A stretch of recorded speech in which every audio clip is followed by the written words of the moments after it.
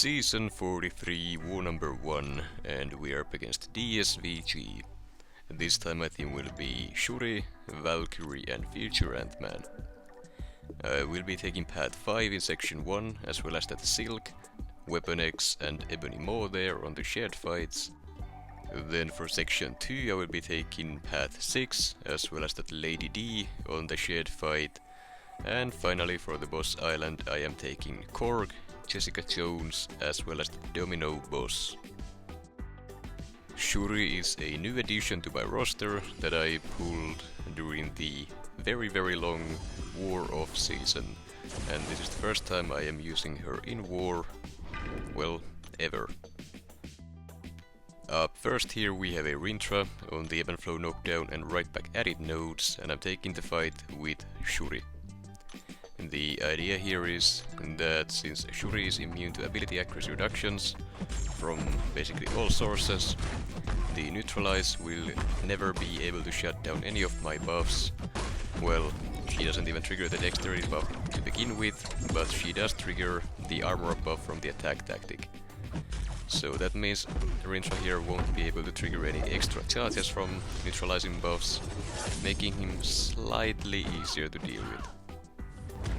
Now on the other hand, that does make the fight a little bit annoying at times as well, because the armor buff expiring will feed Mystic Dispersion. Now the fight itself is very simple. I'm just gonna be spamming my special one to get those passive precisions, so that Shuri gets her guaranteed critical hits on her basic attacks. And then I just gotta hit Rintrah as much as possible while the ebb and flow protection is down. When the protection comes back, he will remove all of those shock debuffs if I have any on him, which usually I don't due to the debuff immunity node as well, but those passive shocks will not be removed by either node. So I will have constant damage ticking throughout the fight on top of the pretty big crits that Shuri has on her basics. Fight goes down pretty quickly, no damage taken whatsoever due to Shuri's amazing block proficiency, granting her perfect parries. Then we have a Silk on the ebb and flow knockdown and heavy hitter nodes, and I'm also taking this fight with Shuri. Now normally this fight would be very annoying to deal with due to the Tranquilize passive reducing your attacker's debuff ability accuracy, but Shuri being immune to it means that her shocks and parries are unaffected. That makes this fight extremely easy to deal with, and as you can see here, it's not a problem for Shuri at all. The plan is to just spam my special one to get those guaranteed crits, and then just, well, hit the opponent until they fall, and that's about it. The passive shocks will do constant damage throughout the fight, and the guaranteed crits are big enough to actually take these fights down pretty quickly. Now I will use my heavy attack quite a bit to keep knocking her down, to keep protection down, just to speed things up a bit, and to get that armor up buff so that I can remove all of her prowesses that she gets whenever I do land those criticals. Then we have a Silk on the ebb and flow knockdown and right back at it nodes along with aggression prowess, and I'm taking this fight with Shuri as well. Now the only real defensive ability that Silk has is that auto evade on, or rather against special attacks. But Shuri has another piece of utility in her kit which completely bypasses evade on her specials. And that means that the only defensive use Silk may have had here is completely shut down by Shuri's kit. The amount of utility she has is pretty insane, and before this season I hadn't even really considered her to be a good war attacker to begin with. But after this war, even just these few fights, I'm definitely gonna be assigning her more often, and probably gonna be using her more often as well. Now the debuff immunity here on knockdown is slightly annoying because I can't land my parry stuns, but Shuri being the tank that she is, it doesn't really matter. I take a little bit of chip damage, but other than that, the fight goes down in less than a minute, no issues there whatsoever. well, that said, Shuri, or rather Silk, isn't exactly a tough defender to begin with. Then we have a Weapon X on the Hazard Shift Incinerate and Shock node, and I'm taking this fight with Future Ant-Man using Odin's Shock Resistance pre-fight. The Shock Resistance pre-fight allows me to deal with the Hazard Shift Shock debuffs here without any issues at all. Basically any champion can take this node, assuming you have the pre-fight on. As for the Incinerate debuffs, those get dealt with by Future Ant-Man's Awakened ability. It reduces their duration by a whole lot, as well as triggers a regeneration buff whenever an Incinerate does expire that heals based on your missing health. So if you happen to get hit, the less damage you have, or less health that you have, the more you're gonna be healing. So essentially, as long as you do not actually get comboed, you cannot die to the Incinerate debuffs. Now Weapon X here is quite the tank with all that regeneration, but the thing with him is that he only regens hit damage, not burst or damage over time. That means that as long as I keep throwing my special 2s while the power detonation is active, the burst damage alone will take this guy down slowly but surely, despite all the regen. Now, I did make a slight mistake in this fight and I did get comboed, but Future Ant-Man has the 10% damage cap, as well as all the regen from willpower as well as his Awaken ability. I was at no risk of dying here unless I full on got comboed over and over again. He goes down. It will cost me a potion or two, but that's fine. Then we have a Kitty Pryde on the Superior Specials and Prowess Build-up Unblockable node, and I'm taking the fight with Future Ant-Man. Now, Future Ant-Man being a tactic attacker means this fight is extremely easy. Every single time I hit Kitty Pryde here, she's gonna lose any and all prowess that she might have gotten, which basically means she won't be able to face at all in this fight, making her a simple punching bag that won't do anything. I just bait the special 1, get to my own special 2, wait for the power detonation to go up, throw it, and that's basically the fight over. Without phasing, Kitty Pryde is not a threat at all. So yeah, basically any tactic attacker can take this fight without any real issues, especially if your attacker starts with an armor buff.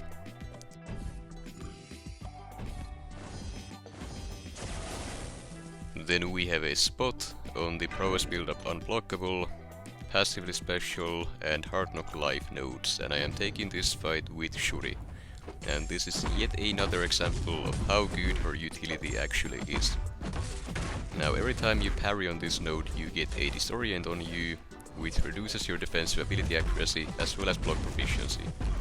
But because Shuri is immune to ability accuracy reductions, that means that no matter how many Disorients you have on yourself, your parries will always land, just like normal. Now, the block proficiency decrease is still a slight problem, but due to Shuri being such a tank with those passive armor ups on top of everything, it's not a problem either, and this fight becomes extremely simple to deal with. Couple special ones, then the guaranteed crits, and this Spot is just melting. He goes down in less than 50 seconds, no issues at all, and Shuri's utility just keeps getting more and more valuable with just how many nodes she can counter here. Then we have a Lady D on the Event Flow Intercept and Mighty Charge nodes, and I'm taking this fight with Valkyrie. Now the reason why I'm using Valkyrie here is due to her ability to bypass Unstoppable completely, and the fact that Lady D will not regenerate special attack damage that is done through her block. That basically means that Valkyrie is a very good counter for her. As long as I don't get clipped by a special, there is nothing that she can do. I will do my best to land an intercept before dropping my special 2 into her block, to make sure that she doesn't reduce the damage with the death and floor protection, and it goes pretty well. I got the passive Furies up, couple hits into the block, she's almost dead, but she does get the protection back up here, and I try not to let her touch me at all, because I don't want to be melting from those ruptures. Her special one is a little bit annoying to try to dex. It can catch you pretty easily if you're too early on your dex, so that is essentially the biggest risk, or rather the biggest threat in the whole fight, assuming you can bypass the potential unstoppable when you're using your own specials. Fight goes down, Valkyrie still sitting at full health.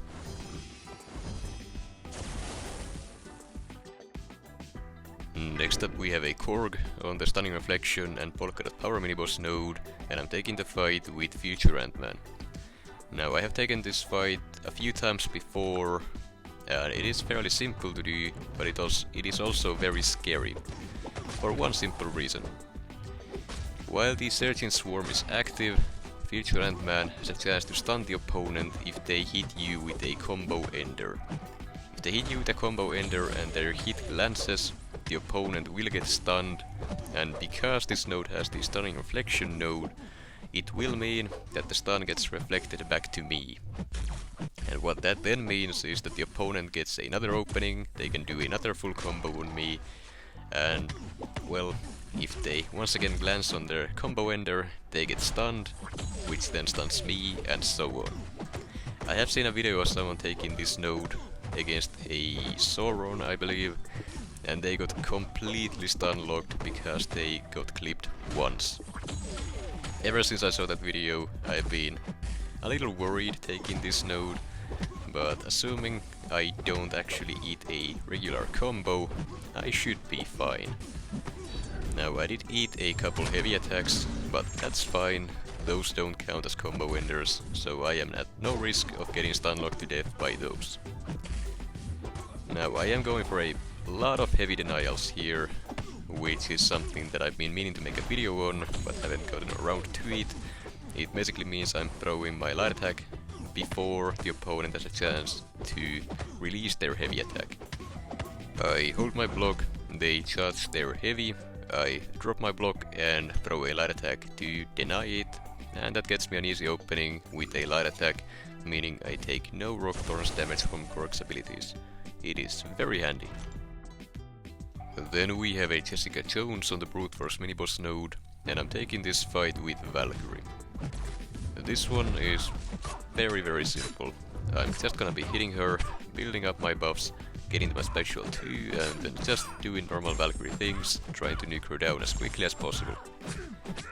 The biggest threat when fighting Jessica Jones usually is the unstoppable, but Valkyrie being Valkyrie, she will completely bypass it if she ever gets it. As for the Brute Force node here, it is gonna do some damage to me at times due to Jessica Jones' long special animations and the fact that when my damage window is up with that special 2 Fury, I'm mainly gonna be hitting Jessica Jones' block, which doesn't reset the Brute Force timer. That's not really a problem, however, even if I do take some damage here, I'm not gonna use any potions. This is the final Valkyrie fight, so I can take as much damage as I want, so long as I don't die. Fight goes down in a minute, no issues whatsoever, Valkyrie is just doing what she normally does. Then we have the final fight of this war, a Domino boss that I'm gonna be taking with Shuri. And going in, I did not realize this was only a rank 4, I only realized it after the fact, and that is quite surprising actually. I would not have expected DSVG to place a rank 4 boss. Now then, the game plan here is to just spam my special once, to get those precision passives for the guaranteed crits, and then just hitting Domino until she drops. The shock debuffs, shock passives, guaranteed crits on the basics, all of that is just gonna melt her pretty quickly, and the biggest actual threat here is that lucky passive. While my specials will not be able to be evaded, my basic attacks can, so I do need to watch out for those. Now, once again, Shuri being immune to ability accuracy reductions means that she will not take any crit fail damage in the fight at all. She has no chance-based abilities, so there's nothing to worry about. I'm not running unfazed either, so if she would evade, I wouldn't be taking any crit fail damage from that either. So Shuri is basically one of the best counters for her. She may not be as fast as an Nimrod would be in somewhere like PGs, but as you can see here, even though this is a rank 4 boss, she's going down pretty quickly. And Shuri is still standing at almost full health due to her amazing block proficiency and tankiness. And that does it for the first war of season 43. As for the results, we actually did end up winning the war on time. The final score was 6-6. We were quite a bit faster, so we did end up taking the win, but it was extremely close. Now 6 deaths is not what we are aiming for, and we definitely need to pick up the pace going forward. Though that said, I am so excited that Alliance War is back, and I am very much looking forward to the rest of the season. I will be making videos for every war once again, and I do hope that I get to see all of you enjoying them once again.